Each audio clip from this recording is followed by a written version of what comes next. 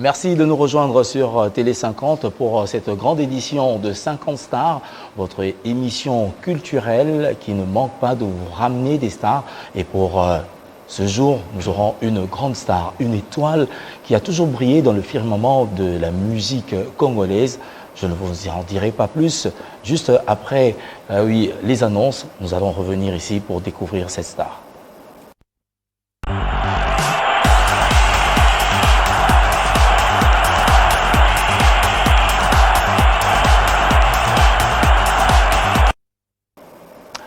Le torchon brûle à l'Union des musiciens du Congo après l'inhumation du chanteur Defao Matumona. À la base, les 25 000 $ déboursés à titre de contribution pour le bon déroulement des obsèques par la ville de Kinshasa ne sont pas arrivés à destination. L'argent a été distribué, renseignent quelques membres de cette structure qui exige la restitution.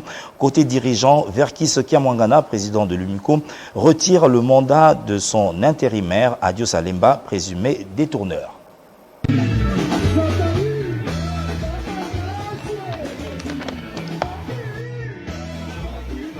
Après Madrid, Héritier Watanabe et sa team Wata sont arrivés à Istanbul en Turquie après l'escale de Paris où ils ont organisé une séance de répétition chez Djongan. Gogan entend y rester durant un mois. La musique congolaise en deuil, elle vient de perdre un des virtuoses de la guitare en la personne de Néné Tchakoum, décédé ce samedi aux États-Unis d'Amérique. Aussi, l'artiste Kes Kasongo n'est plus. L'artiste a tiré sa révérence jeudi dernier de suite d'une longue maladie. Le programme du célèbre griot Yaka sera annoncé au courant de la semaine. Et du 5 au 26 février à Kinshasa, ce sera le festival Kin Reggae Tour. Plusieurs invités au programme de cet événement exclusivement reggae qui aura lieu à travers plusieurs sites dans la capitale congolaise. Poursuivant sa tournée africaine, Roga Roga, le lampadaire, sera à Goma le 5 février prochain. Le patron d'Extra Musica envisage également une production à Village Cheltemba pour présenter au public quinois sa récente trouvaille intitulée Bokoko.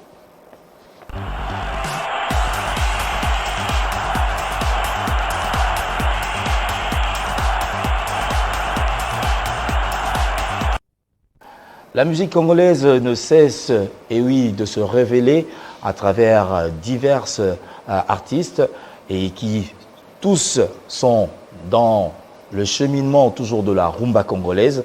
Raison pour laquelle, dans cette émission, nous allons vous proposer un élément pour également satisfaire votre besoin. Ce sont des dames et juste après, ce sera l'entretien avec Werason, qui est notre invité permanent dans cette émission.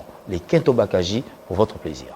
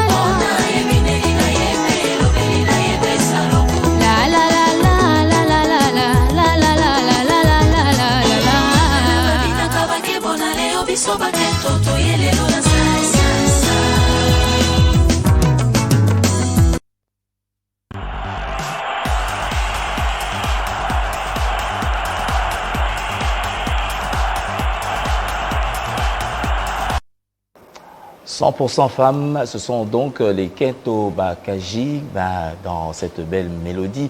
Lokumu Amwasi dans une supervision de Lionema. Et oui, c'est une dédicace spéciale à l'endroit de Jean-Marie Kassamba. Et oui, qui également fait la promotion de la culture.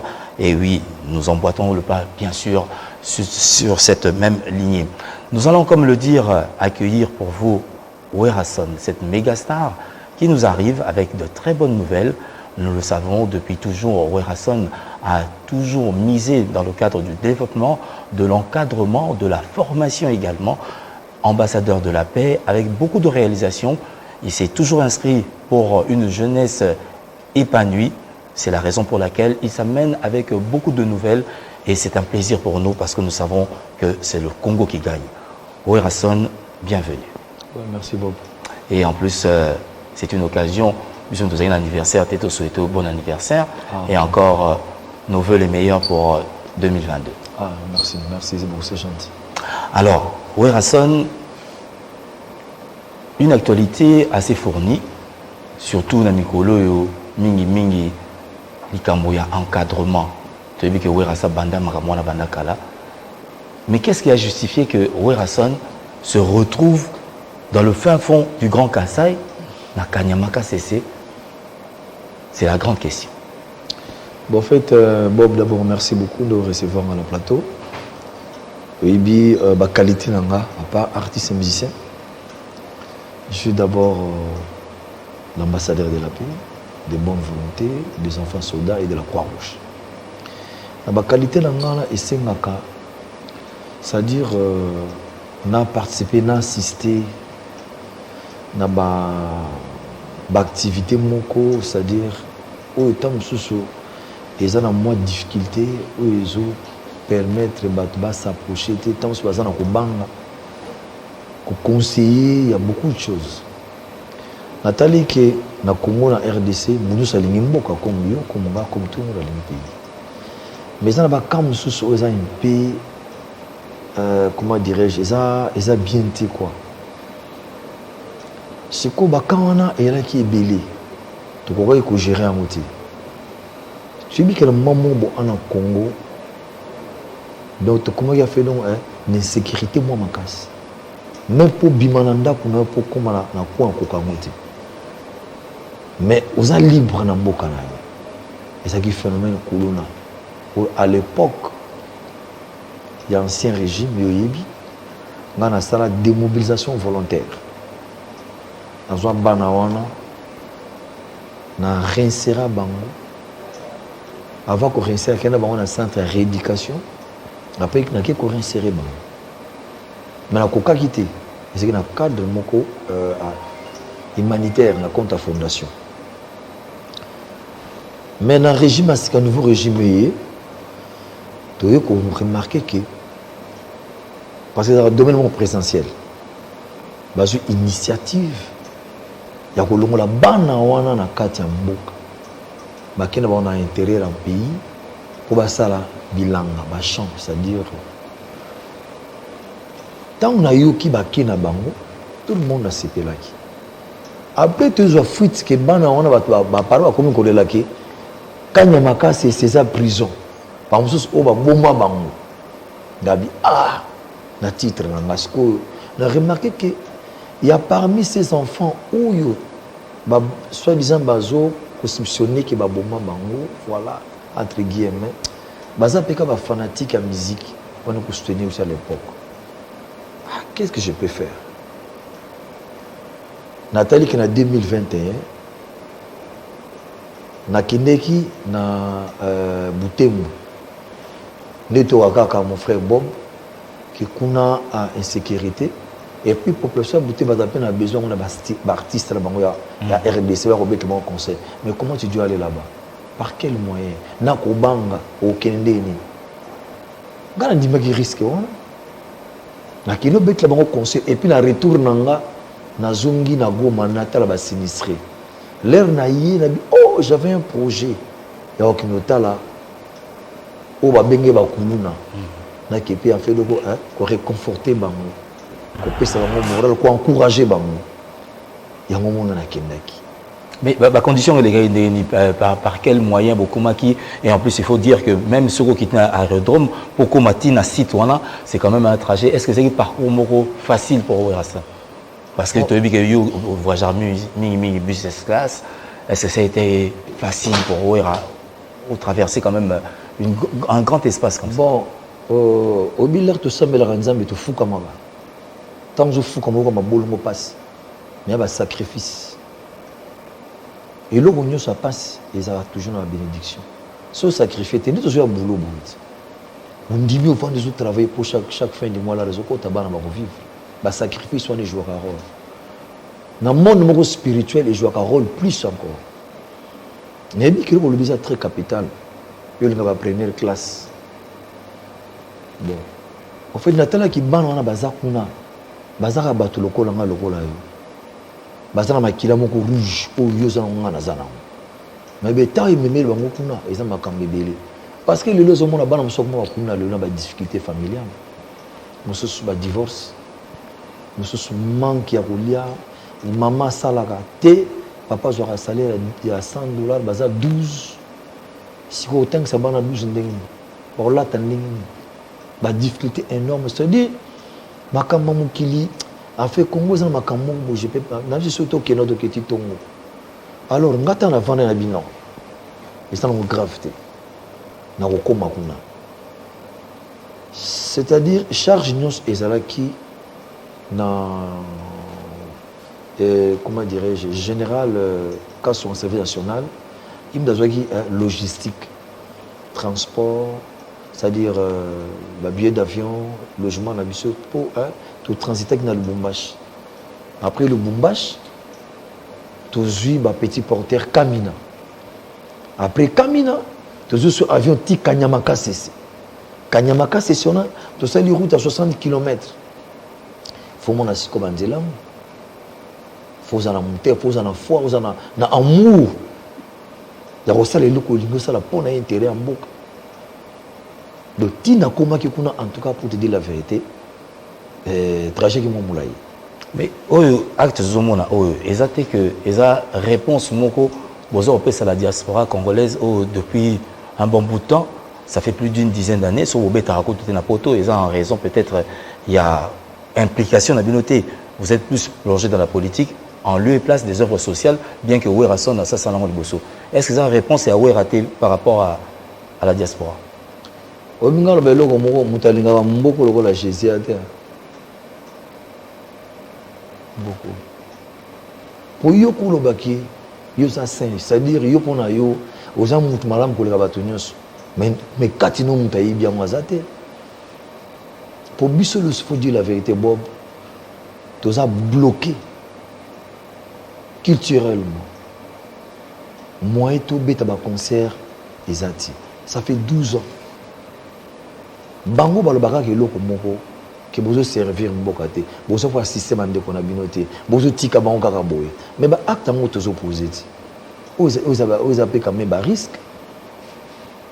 Ngati na ke kuna na ketala ke bana wana baza pe utile. Bana wana bazaka ba kuluna.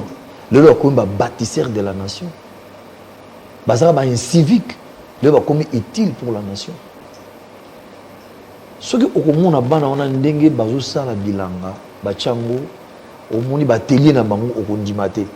Et puis l'expression de bazo s'exprimer autour na kaka bana o to mona bango na vista ki ba télé na bango nazaki na général cas sur le service national vraiment Jean-Pierre donc Jean-Pierre a fait visiter Misso. Mais nazaki nga mon côté hein. Na invité ki ba collègue nanga.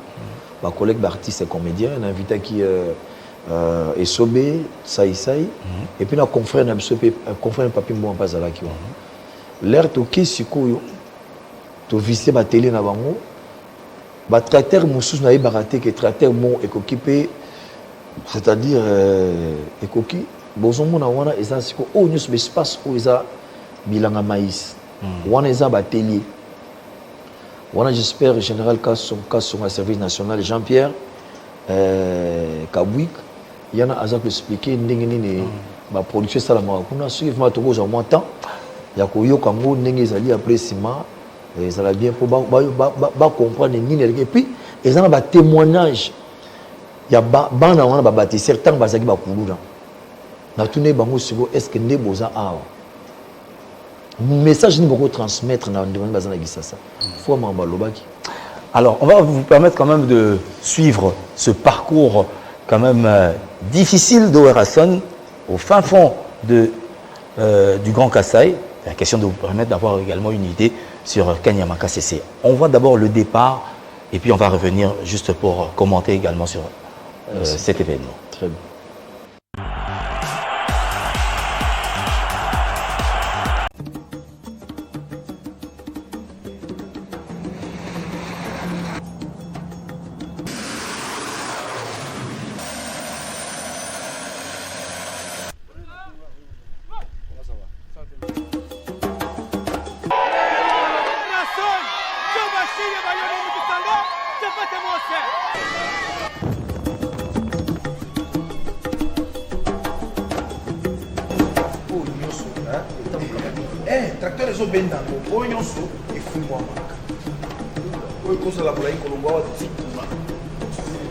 De ce travail était perceptible dans certains marchés de Kinshasa. C'est ce que salue justement Owerasson. Moi, j'ai conscience. Conscience.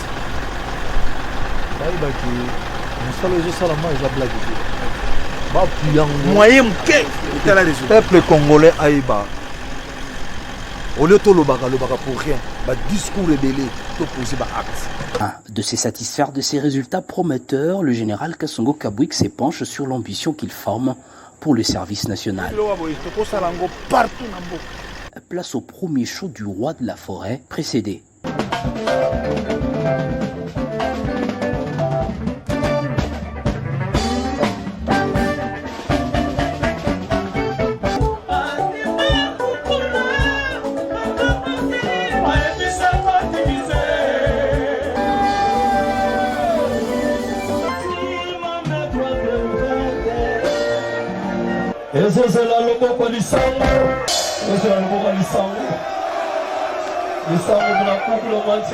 Vrai showman, monsieur le formateur de stars, a improvisé un dénichage de potentiels talents susceptibles d'intégrer le Wenge Musica Mésomère après leur réinsertion.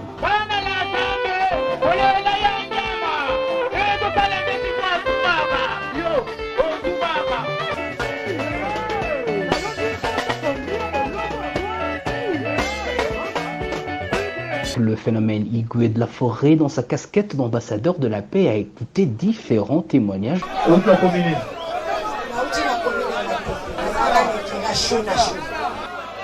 Moi, bâtisseur de la nation, formé à l'idéal du service national pour revêtir le nouveau caractère national congolais.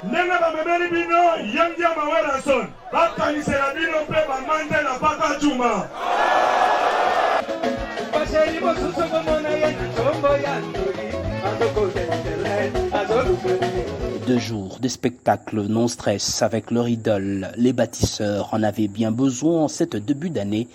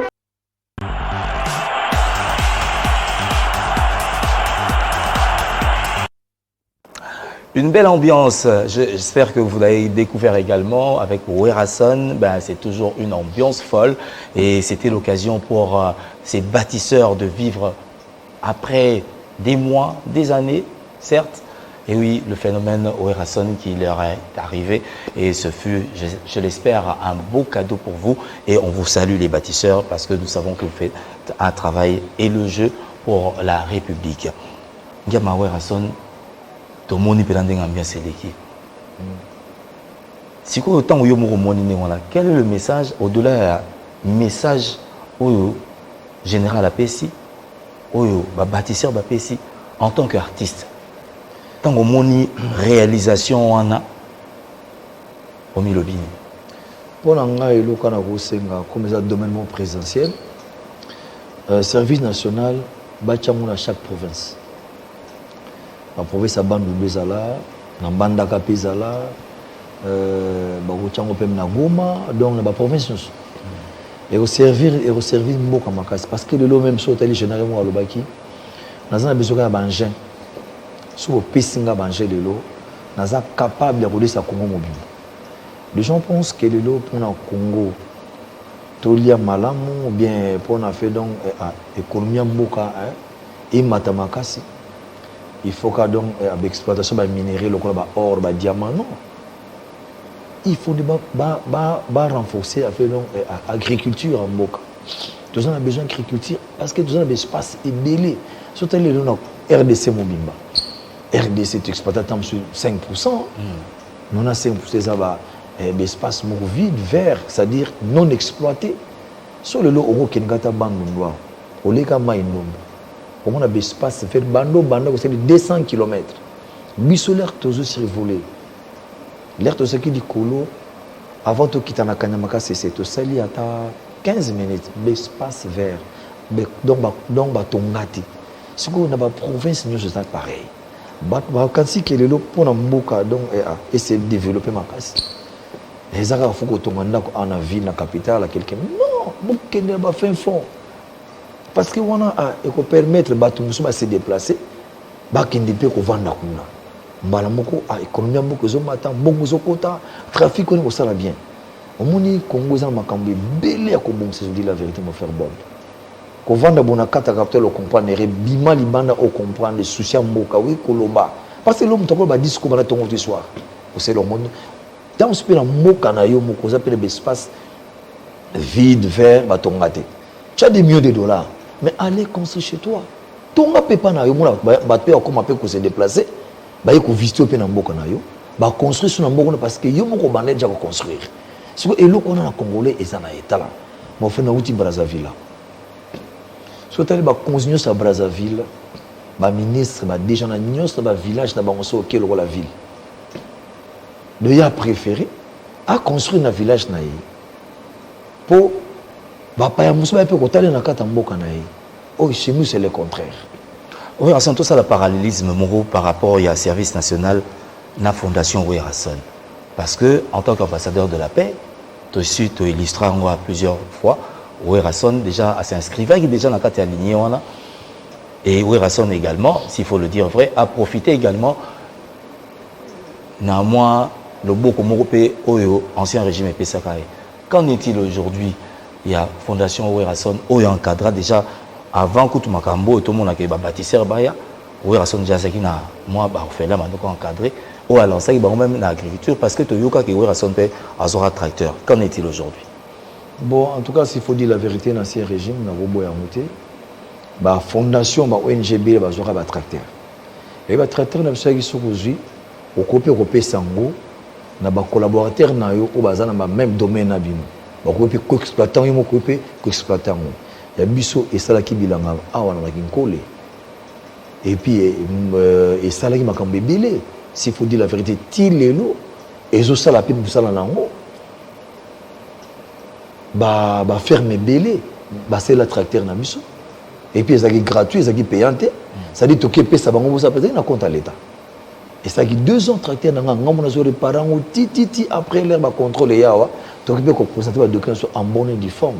Ba mon si monsieur to sala ngo oh ba mon susu ba zo ba tracteur wana ba longola ba monter le côté ba balinier. Nous avons comme thème mabe. Or lelo c'est par exemple le dit que ba tracteur union soit na lelo bazana ba tracteur ba personne service national mais pour servir moka faut mon espace on a moni et alors que la longo atima indo espace vert vert C'est-à-dire, donc, hectare. Hein? C'est-à-dire hectare, c'est-à-dire plus de 100 000, 300 000 hectares. C'est-à-dire, kolona banguba, bamasango, c'est que vous manquez mon bangin. Alors, comme ils ont un service, ils ont un domaine présidentiel, nous sommes au Kenya qu'on vise. Et puis, on a arrêté la mingi. Bana ou moni, tu penses que bana ba kufa bazali. Justement, il y a une question dans la tournée. Est-ce que réellement, baza bonnement traité? So moni l'air bazo kende. L'air bazo tinda. Et puis moi, la mentionné qu'on reconnaître, il y a un podium, ou à passer qui témoignage. Yoana.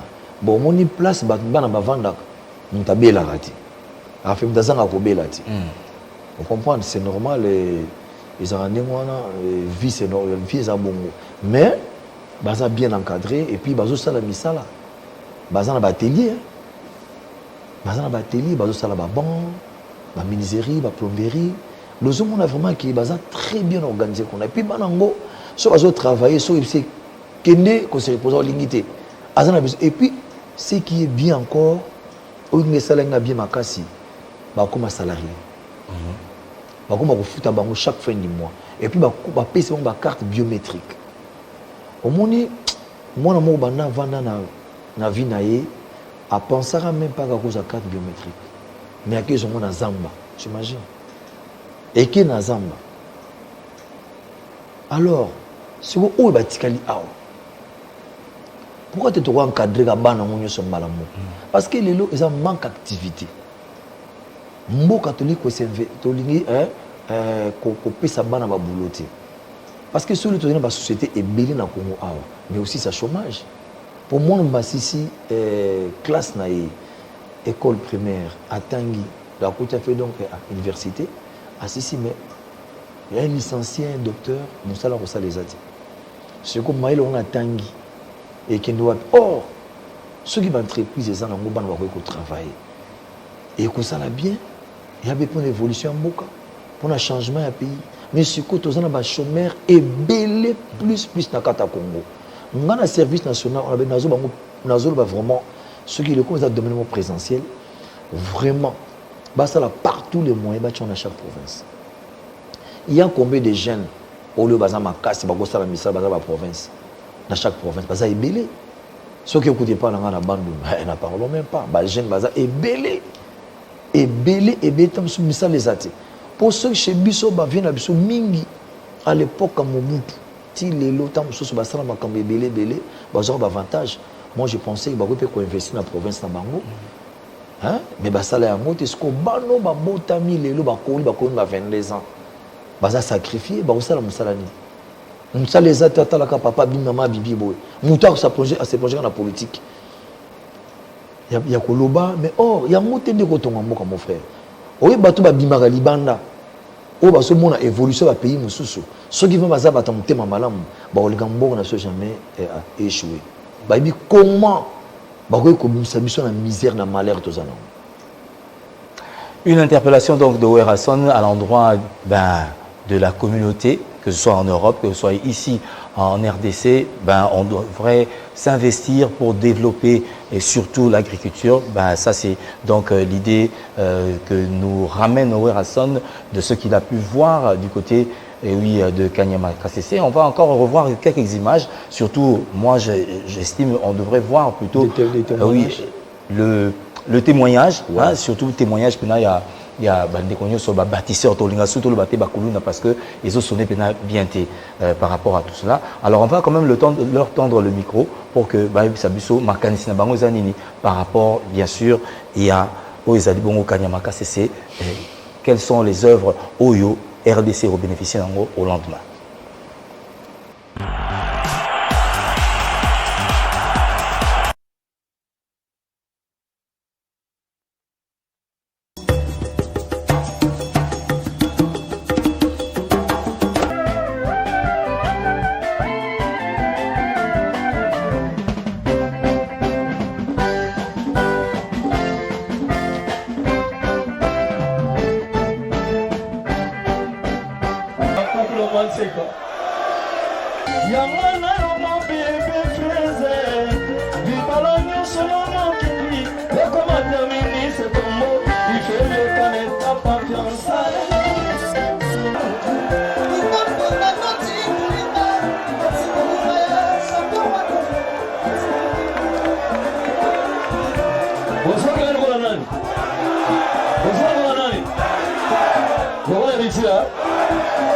Héritier Azalemi parmi les combattants de la ville de Makassa Maison Mère.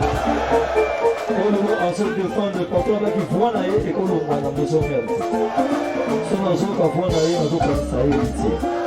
Azali fait artiste, on se défendre de partout de l'émission. Donc merci, mais il y a comme les catholiques, on s'appelle la timbre héritier. Pendez là. Merci, boss.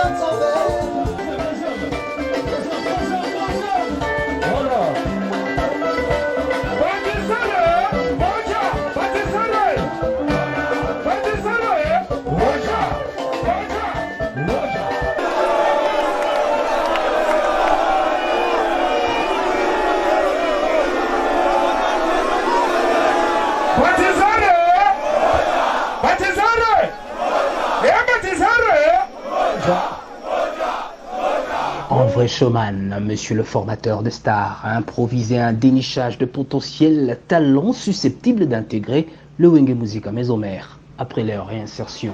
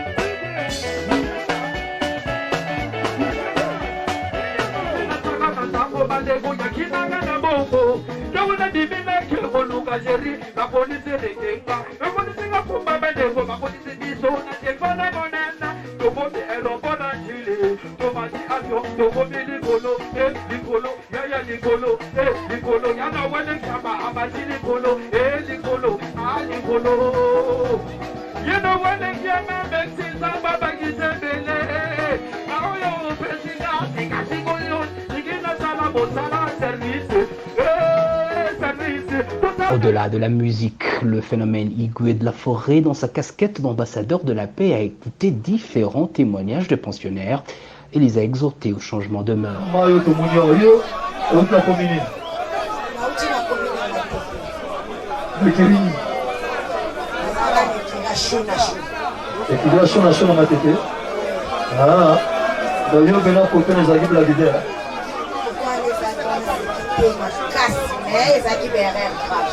Merci beaucoup, Jean-Bassali.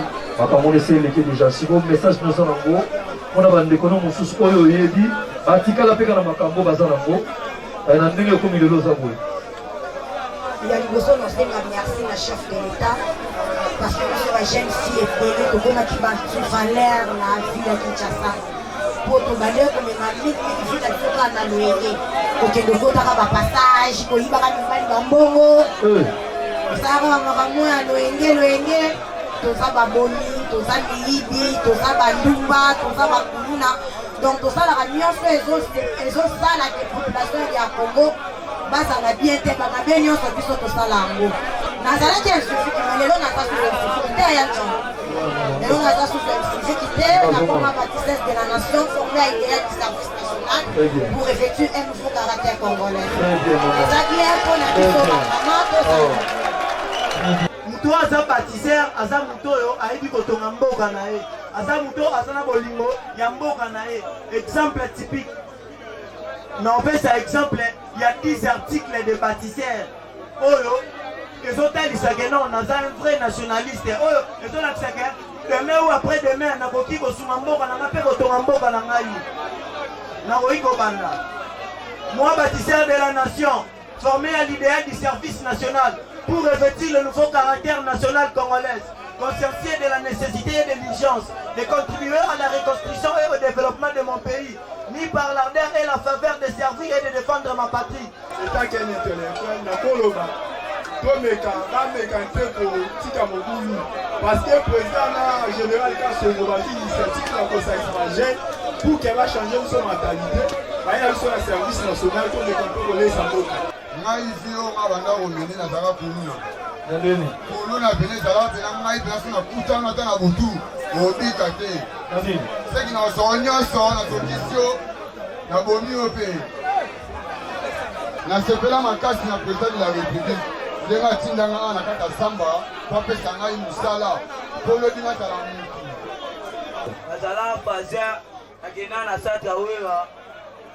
Asante na yeye abokola biso bien tinga mone na kimaka na ngai atikali kuna amasa kosi asu mabete biso aode ato sai ya mabete yo koto to futi ya masumu nga kanisa ki bae ko bomanga ok bae te pa cadre biso to eba misala na opesa merci na général Kasongo po apesi biso misala osala na kitondo sa misala bande kona biso o batikali bazo continuer na loyenge bazo sala mobulu batika ko sala mobulu biso to bengi bango baya a na service national pour participer na reconstruction pe développement ya mboka na biso ndenge tozali awa toyaki etanke ba civique babengaki biso bakuluna mais formation o tozwi awa règlement tozwi discipline militaire tozwi tokomi bapatière de la nation. Président de la République a récompensé Bisso. Le but déjà tous mandat contrôle biométrique. Pour tous avoir carte na Bisso, tout mandat foutama et puis va dispatcher Bisso partout dans la Bisso. Nadosema ba kondiboe. Nenga ba memeli bino yangia mawera son. Nenga ba memeli bino sai sai.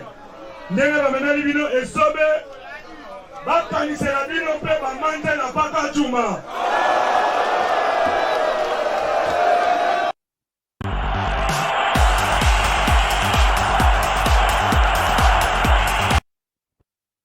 Le service national, une initiative à saluer parce que les fruits sont palpables comme nous venons de le voir. Une rééducation et également oui, le service agricole qui commence à fonctionner. On espère bien que cela va être pérennisé et que l'on ne pourra plus avoir oui, ces jeunes bandits de rue circuler tous. Parce qu'on a besoin de cette main-d'œuvre et la main-d'œuvre, cela façonne également l'économie d'un pays.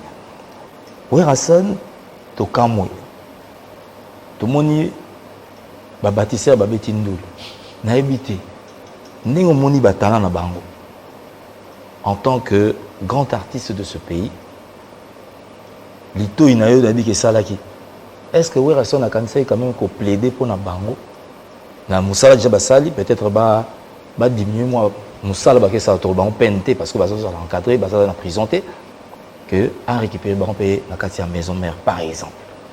Bon, moni en fait na sel bonga plaisir des actions de beta musique na zarapé na sentiment moi voyez ba ceux parmi ba fans ba artistes ba zapé on na kati on a kobenga pa ya yembi abeti guitare na sel ka comme blague non moni oh to zapé on na kati moni petit pas bien za danseur ou on a za donc on a zumbo na za donc animateur ou baki oyo o simbi guitare basse wana yebi so da chanteur donc et arrivant dans ceux qui activité zali natala sepe ba talent bazana mais pour na kolongola bango non c'est un peu difficile parce que moni bon ba kena beat mususu et puis bazo sala déjà misala oyo no coach bango là bon celui un jour dans l'avenir ba lingango ba si sana makambo bazana to brisquer bango vite parce que ba kenlek na beat mususu so na kina bomba ka mususu non pour ta ba ki pe na besoin de musique na zaki pe ka na bango pourquoi avec plaisir na yemba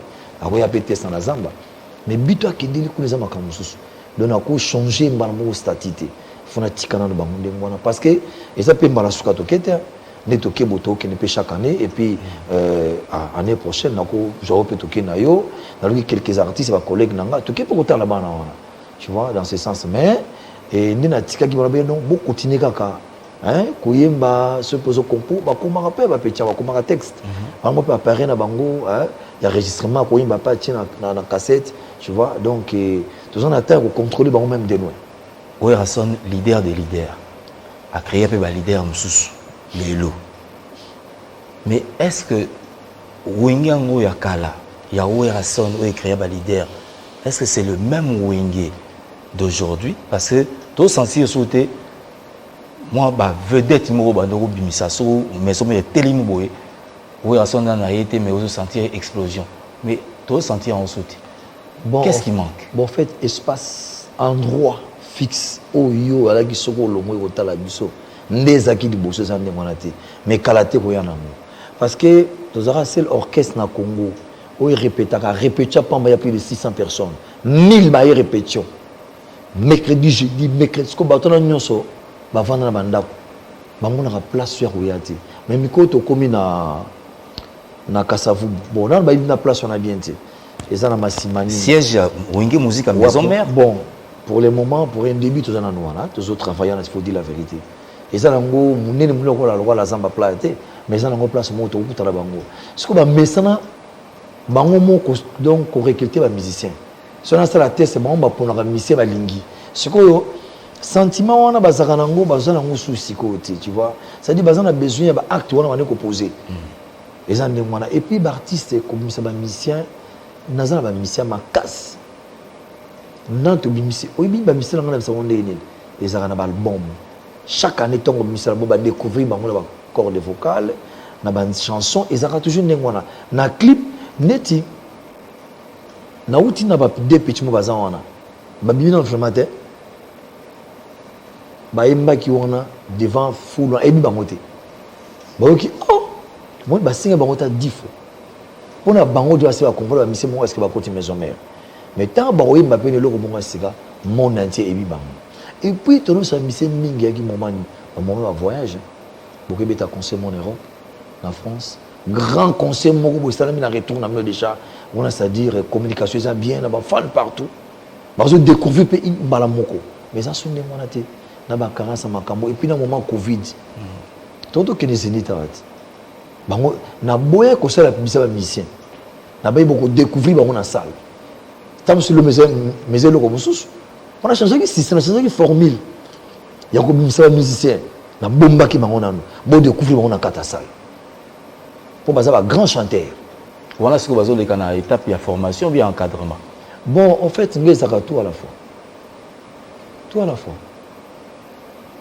en formation encadrement balango nazo nga ça sont parce que ba tous ba comme na doute ya ondima ke wera son asa formateur ti problème ya ti wana ezali ya makambo to ko lobela ngote ngala chaka bo do soko boyinga bunda na fanatique à Maison Mère bunda na ba color orchestre ba on ba ko expliquer nga so nga premier avocat na ngai eza ba fan fidèle à Maison Mère ba pe mayele mutu na bango salaka ba intellectuel ça dit soko yena ko koma ba ko komela yo soko yena ko loba ba ko lobela yo bango ba fanda ba tala musu ba eso ebike tozaki na la zamba playa wana bobo musu so ya ne répétition te mais ce qui problème que pas ibim le lendemain la samba mona ka pou a et refoulé bato mais o bala wapi to yoki likambo ke likambo ya moto yi c'est-à-dire bango ba intervenant na ba kambo na ba maman difficile même en Europe en Amérique nazi partout ce qu'on touché leader na bango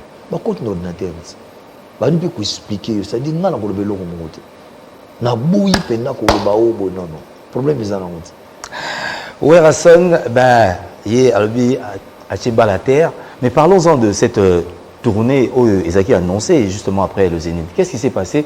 Date déjà Ezaki a annoncé, Werason devrait se produire aux États-Unis d'Amérique. Qu'est-ce qui a failli pour cette tournée? Non, les États-Unis, c'est la quatrième vague autour de Mikolo. Et combien de bébés, même l'ambassade, quand ils sont ambassade des États-Unis, ils ont fait un kalaté. Et puis, ils ont rendu pour ça qui va 6 mois après. Ils ont des documents, il faut que ce soit un vaccin, sur 3e, il y a déjà. Bon, 4e, bon, en tout cas, entre guillemets. Et puis, il y a un problème, il y a la 4e vague. Et puis c'est moins complexe. À niveau ambassade bisoté. Mais bah on peut on dirait programme en est moins compliqué un peu. C'est qui moins n'a pas problème. Mais si comme on me former en gros, bah comme ça on bien. Total à qualité. Moni l'an 2022 autres autres qui nous a ils a animé bonheur pour la Maison Mère. Tout au Kende Brazzaville qualité. Tout est Brazzaville. Kobeta concert moko c'est-à-dire restreint il y a prêtre kaka c'est-à-dire yo bi bato na danser c'est-à-dire ils ont une nomination Il y a généraux à Brazzaville, général Serge Oboa. Voilà, il y a un cadeau qui na mon général Franck Boamunda Tumba Ibenda Moto. Tumba Ebe Boamunda Tumba Ibenda Moto. Avec nos la collègue na plaisir général. Lena koti kamba muso oyo sa indeni.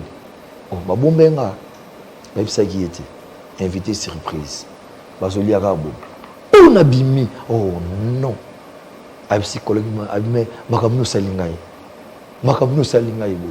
Na yambi femme na yi ba massa na yi.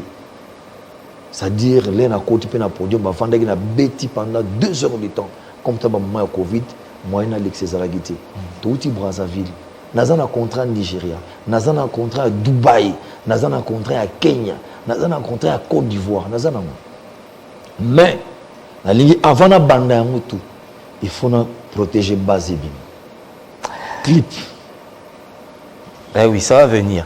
Mais tant qu'on le dit comme Covid, au courant de la semaine, on a vu Ouerason ramener un projet auprès du gouvernement par le truchement du ministre de la Santé publique. Quand même tout sur l'ango. Avant que nous puissions voir l'élément, projet en gros, neto yokeli, neto moneli na ba document mususu Ouerason a kosangisa ba artiste musicien au bayembela natina pour lutter contre Covid. L'idée vient d'où? Mais en fait, au monde tout vivaka disons par ignorance.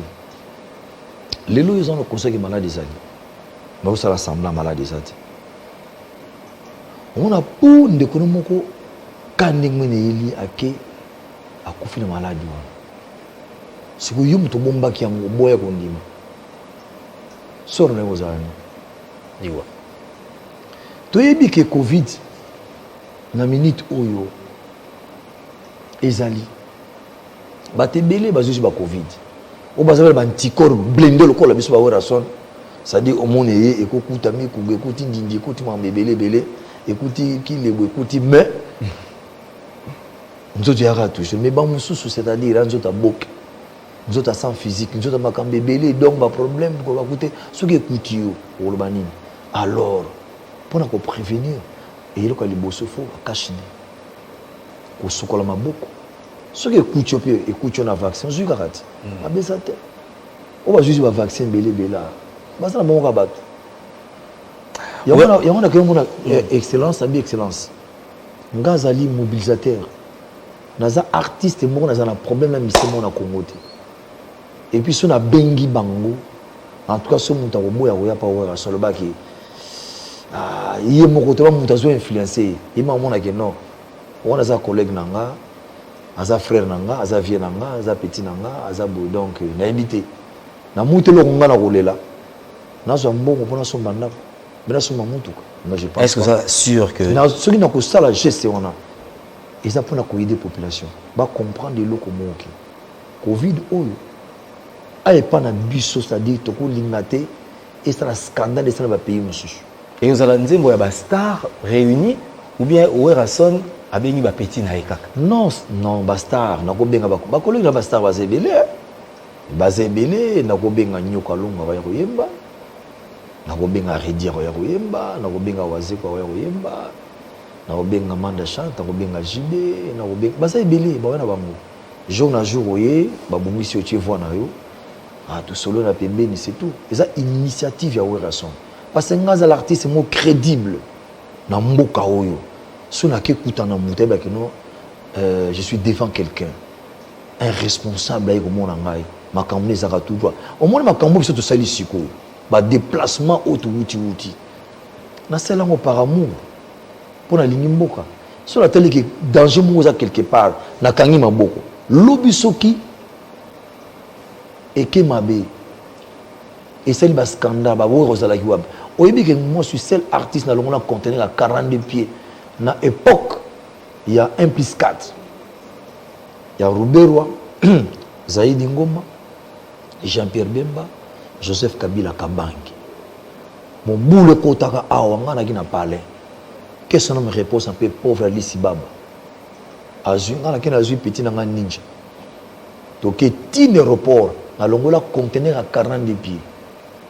Après malamoko ville ezongaka normal bat besoin ko tambola baboyaka ko RDC mobile nasi okwe ko se renseigner. Ah oui. Mais na sala ya mo pona nini on a gagné quoi natali ki mboko na nga faut la pesa la faut calmer ça alors sur natali na moni eloko nazo banga ya makasi po ba vague mo ya ki mikolo na kina ba grippe mo ki mikolo ba grippe on est bête ki ba te belé nga même kakol mission nga benganga président ko tambola tena bikeba ni nango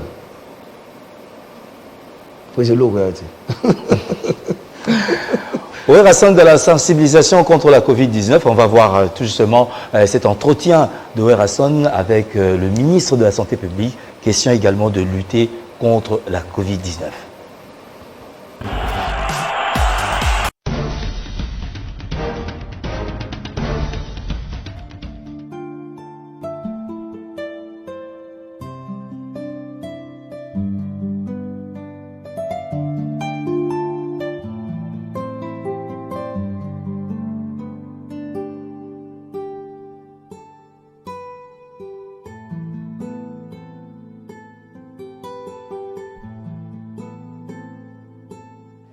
En fait, toi qui passe son excellence, tout son aïe, par rapport à un projet, tout ça qui n'ango, pour réaliser chanson moko contre Covid-19. Parce que les population mingi, bazo boya, bazo c'est comme si Covid est zati.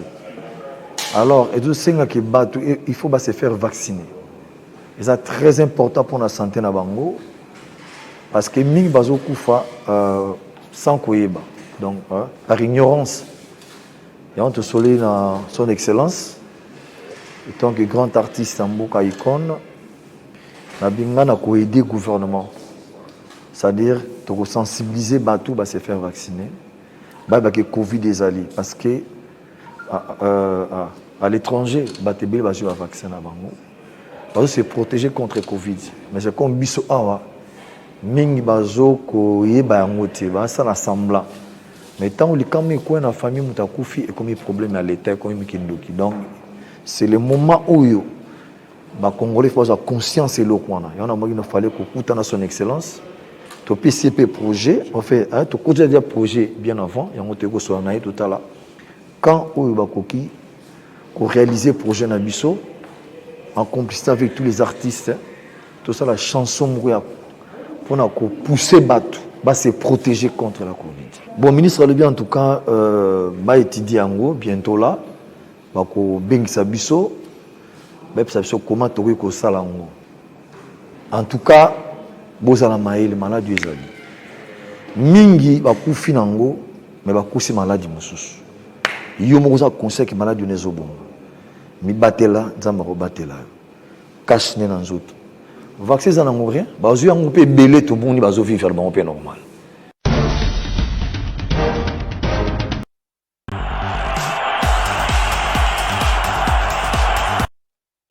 Vous nous suivez depuis partout à travers le monde. Nous saluons Total Espoir. Merci d'être avec nous. Nous pensons également à Rosette Kilandamoko depuis Luanda. Hassan est avec nous. La sensibilisation de la Covid partout dans le monde. Et oui, nombreux de nos familles sont partis en raison de la Covid et c'est quand même triste. Donc sachons nous protéger et c'est très important pour garantir l'économie du pays. Si nous sommes nombreux, cette main-d'œuvre pourra permettre à ceux que nous puissions développer ce beau pays. Alors, en termes de résolution, beaucoup de ministre de la Santé, qu'est-ce qui est prévu dans le chronogramme? En fait, on est prévu à qui projet dans Memela qui est. Il faut sensibiliser à tous les gens qui ont eu le Kalibuso. Il faut se faire beaucoup. C'est-à-dire qu'on a cachiné et puis qu'on a la chanson moko ensemble avec tous mes collègues artistes pour commettre Batou, comprendre qu'il y a un danger aux Covid-19. Mi batté là, qu'on se protéger et puis dis-moi tu sais que voilà en tout cas que Covid-19 est allé. Pour ceux qui jouent de l'eau et comme il est grave, c'est difficile pour traiter. Tout le monde ça fait très mal. On a une bague dans le monde qui est perdre rebelle en France. Tout le monde a une image. Ah, puis rebelle, monsieur Tozo est bâti. Voilà, donc c'est un pour en tant qu'ambassadeur de la paix. Nous lancé un peu nos collègues nanga, les na ministre Abissam Touawerasson, il n'y a pas de problème de servir au salam pour l'intérêt du pays. C'est ça. Une question, Mimi, parce que tant que tu affiches un numéro, tu as la question belée. C'est vrai que tu as le bilan comme Covid, tu as aussi le service national parce que c'est très important. Mais dans les fanatiques, il y a Ouerasson, à l'époque, il y a dislocation, il y a Wenge. Ouera a une tendance au Japon. Côté kuna na ngamba BCBG zaraba na mindele. Mais balobi que Ouerasson maramba forme on dirait lemba na ye. Akomoyo la basalopette, tu éviter exact continuité à service national. Tony. Bon, salopette soit maintenant l'action d'un cigare. Oui, mouton. Che Guevara. Yes. D'abord, bah, mink tena critiquer pour comprendre. Au moni balabala comme elamba et comment nzela bala elamba comme balabala. Le loco beta forma danser. Mutu abetoka swentaibu. Abetoka swentaibu. Abibi lingi koleka yo. Tabu si yo compliqué. Pour musu balanda ka sous Tahiti. Vous comprendre? Bilatéral à latinae. Mais structure à forme à éviter. C'est comme forme comme balabala. Mais quand le belamos net quand ça va griffer les assos de la forêt, on a préféré yo sali marque na yo Bob Molato de la forêt ça l'a pibko na la tiango na pe 1 million de personnes ba la tiango balamo yo kotilar l'air yo kotilar ouais ko investir na mboka aussi ba travailler ba changer chômage ba zu misala bango ba beaucoup la bana eta so temps wana zaki na normal mais tu comment t'es là on a ndenge mususu pour cheminer dans la question mais kolbati ki elamba elata makasuti et beta ma réglementé mais na temps ko lobela ngo sala ngate bato bazana na temps ko lobela ngo bazana bango ebele. Une question qui nous provient de Kevin Mambo Black Gold. Isa yarouye va pensa est-ce que Ouerasson na cheminement makamone tozomona est-ce que Ouerasson sera encore inscrit dans la politique en 2023 en tant que candidat député? Entre guillemets. Ouerasson, Tomoni Matanga, il y a un grand frère pour toi, un collègue général des FAO, à Tikibiso, et Feni Salaki Yaromona que général des FAO accueilli, et ceux qui font la bon sa question ou bien, qu'est-ce que des FAO a été pour vous dans Wenge? Des fois, c'est un modèle et pas un biso. Des fois, vraiment assisté à biso trop, s'il faut dire la vérité. Assisté à biso trop, à l'époque, tu as vu biso nyosto, et tu as les trons à Giringiri. Là, ça va venir au lala. Soit qui est mon atoye, soit qui est poté, et tu as la valise à Bilamba. Il y a des côtés Bilamba, à Rondimanae, au PC Mbon, on a cassé 50 000 à Sominega Bilamba. Botalaga, comme ça, Bilamba. Le Togoya, au côté de la chambre, on a pour tous les quatre chemises, toi, on a un master de la gamme sur le Sigamo. D'autres télé par jour, défaut. Qui après via Kenya Peba Kenya? Monsieur Tikali. On met là qui trop. 21 ans. Voilà. Dans le témoignage de Mogato Lobawa, à le bique, Ouerasson a payé un contrat. Il a pas pu se shooter. Il a dit, oh, et ça qui a nini. On va bien fait dans mon kill, c'est-à-dire au sali bolam, yo kanisi, baba bosana yango. Nzoka bolam nyo to sala ki futa maranasi. Tant qu'on reconnaître yango, la témoignage moi sala ki, nebita alobaki ya mon camp. Et puis tant pas na kingawa, ba to kuté na viete. Na gota la wera, mais na sonné na téléphone. Tinde ay wotika biso. En tout cas, des fois otiko keninaye akina samabele. J'ai un problème dans mon tout le monde. Rien de tout est bien arrivé. Mais une situation qui fâche, c'est ça que dans ma tanga naé, bato ebele ba reprocher qui artiste musicien que ba longwa qui déjà na place il y a matanga avant que ba lever corps. Est-ce que ça fait mon normal? En tout cas, non. En fait, il y a beaucoup de biso. Tout le monde est premier ministre qui n'est pas vente. tout le monde peut gouverner, peut aller un voyage. L'air à tirer chef de fleurs n'est pas accueilli. Et là, combat qui n'a pas bien eu besoin de toucher ma fleur ici, parce que tombe l'accord. Tout est déjà libanais pour tous les années, parce que c'est accord pour qu'il. Tout cela, il est tout le monde pour Monica ne passe la musique à la ca. Biso ba ikona parce que ba fan de musique. Biso tout ça ba délire na biso ba fan des akanango ba kumbisaka dans un monde mo ezaka nengwana. To yibi yango ndenge lekaka. Mutako le comment parler ka gangina il faut comprendre le monde ngo ya nengwana. Ba sidika raté ba tala la miso. Tu vois? Nandingi pe ba collègue ba yaki to assista qui en tout cas na sipre makasi. Mais presque tout le monde a la qui va. Kamundé à $25,000. N'habité na Yumiko pena bozara na unité. N'habité so bozara toujours membre Yumiko. $25,000 oyo le gouverneur de la ville Jean-Tini Mbaka a déboursé pour la organisation parce que des fois accueilli tant sur eu occasion aux médailles, il y a prix, il y a mérite national, mais des fois ont été enterrés sans être décorés. Soi-disant la chancellerie entre guillemets, bon il fallait qu'on makuna et qu'on magité partant du gouverneur. Réaction des Anines sur les 25,000 où il y a destination de babu à Michel Bakabolimbo. En tout cas, il me informé on est bien aussi. Quand tu vas dans Nyoka longo pembe noa. Tu sais que dans le président Jossard, PC il y a Sokoda. Tindengi na avant na lomone monsieur le président, na tiki fleur na déjà na déplacer. Bien ngapna changa na zokende. Tinde na auto voyager. Nandi na zungi, en tout cas nous informé dans moté. Yo mto ibisinga makambo. Oza membre Yimiko?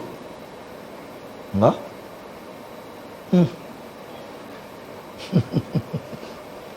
Miko ça pour la artiste tout. Il y a pas de mission, c'est normal. C'est quoi gestion dans temps bambongo là. Président a bien actuel les années. Bon, on a dit qu'à l'époque ça qui mongana. Naïba qui mongana à l'époque ça qui mongana. Ça change tout.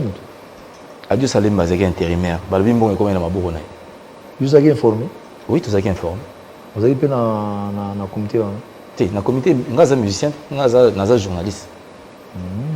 Tant au but aux membres Yimiko donc na ebi que tant sous information que comment peut pas na yo ou rason sur quoi ko réagir nini collègue na moi. Té na gestion bon on a eu pour ça qui na kati. Té na ça. Té na en tout cas, vous avez informé. Merci beaucoup na eu bonne note. Voilà, on espère que Ouera aussi va s'impliquer parce que les 25,000 là, les autres moins non. Alors, on va clore dans cette émission et oui 50 stars avec Ouera Son.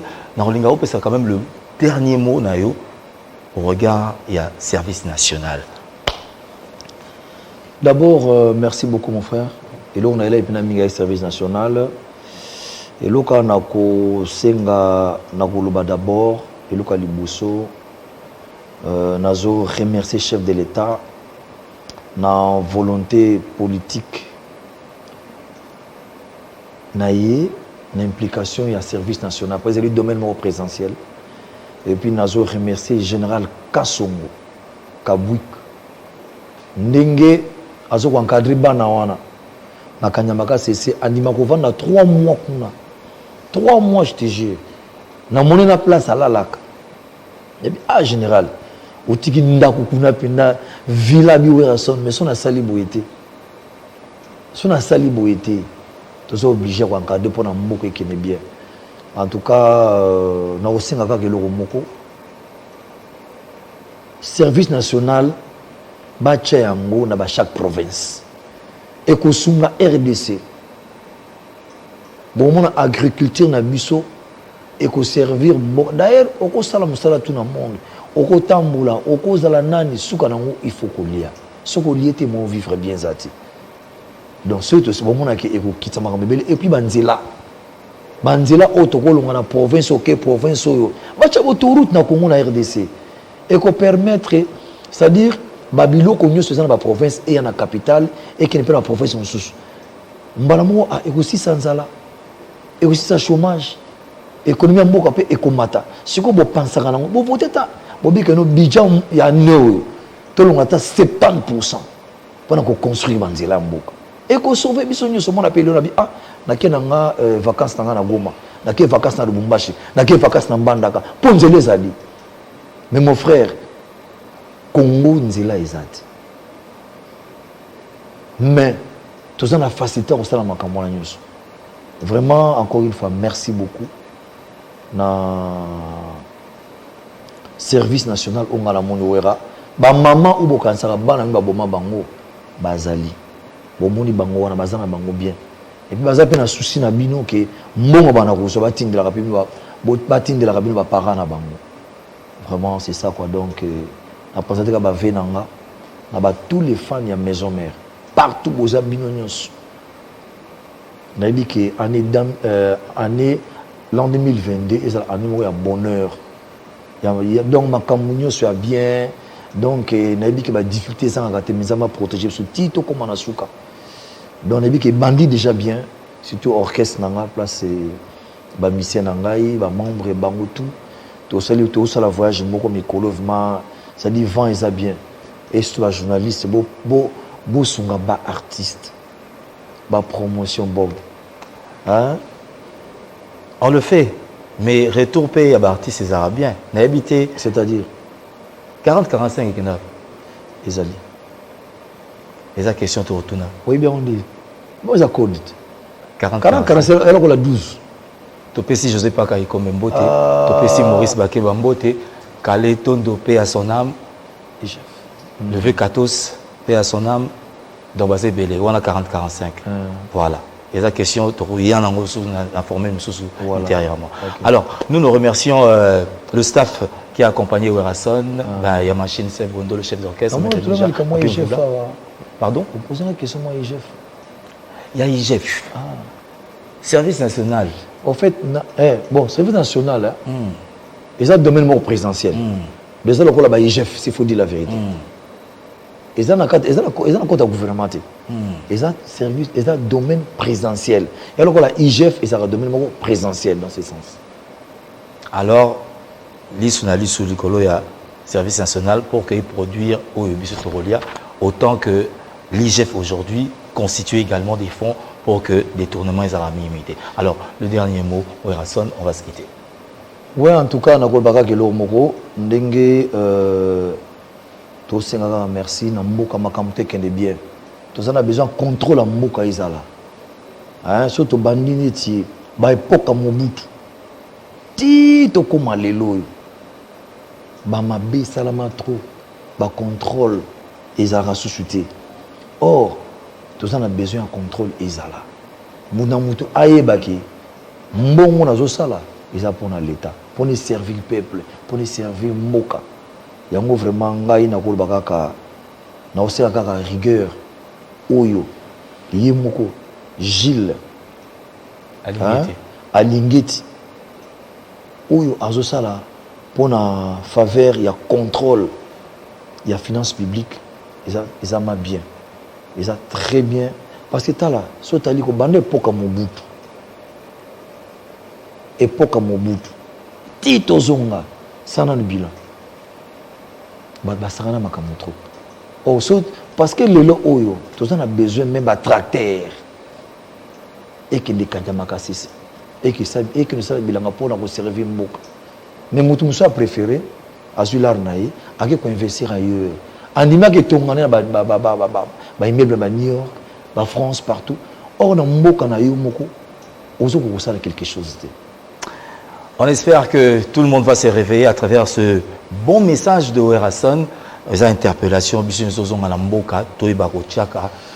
Elembo, bien pour le développement.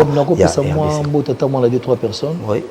Voilà, d'abord, on a d'abord saluer vraiment bon dimanche. Na Excellence Didier Manzenga. Bon dimanche, na Ik Pouloussi. Maître avocat Ik Pouloussi, tout est possible. Napesi bongo, merci beaucoup na Yalicien Kofo. Bienvenue à Simbanda. Napesi bongo na Maïda Okapi. Napesi bongo Mote na Igmalongi, Golf Kizola, ba Monique, napesi bongo na Dominique, voilà, Dominique, na participé bongo mbote na Jaguar, na pesusu mbote na Grec la vie, place aux Ali, vraiment merci beaucoup. na tous les fans, il y a Maison Mère. Et voilà, à tous les fans de Maison Mère, Werrason vous a carrément salué. Nous pensons saluer l'honorable Alita Chamala, les Sabana Congo. On pense à Yves Ngoma, Yves Maïcha. Et oui, on pense également à la mutuelle Tout est bien.